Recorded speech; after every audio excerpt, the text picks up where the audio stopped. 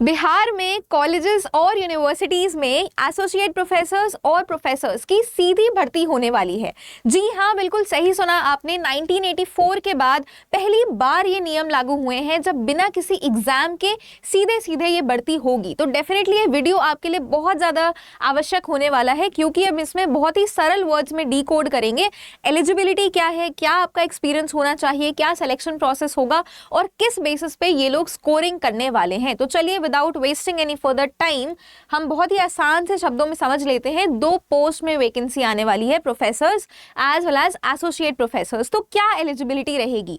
आपके पास प्रोफेसर के लिए मास्टर्स होना चाहिए प्लस अपनी पीएचडी होनी चाहिए।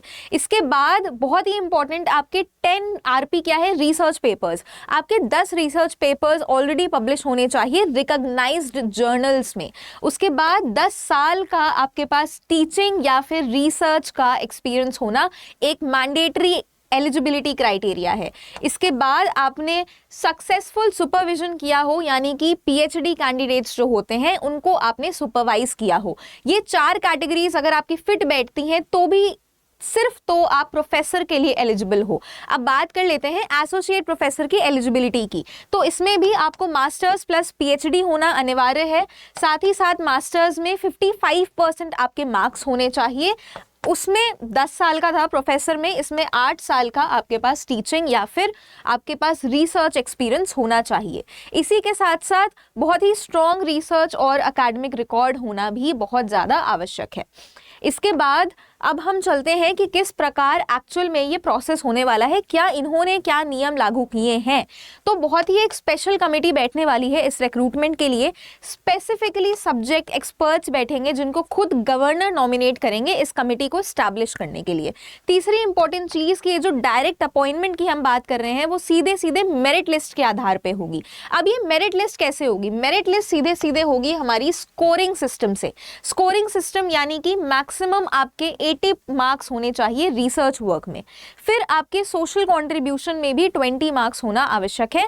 टोटल जो आपका मैक्सिमम बन जाता है 100 मार्क्स, तो ही आप एलिजिबल हो पाओगे मेरिट लिस्ट में, अगर आपके मेरिट लिस्ट में 100 मार्क्स आते हैं। अब ये स्कोरिंग किस बेसिस पे हो रही है? 20 नंबर, 30 नंबर, चलिए इस पे बात कर लेते हैं। आरएस क्या है?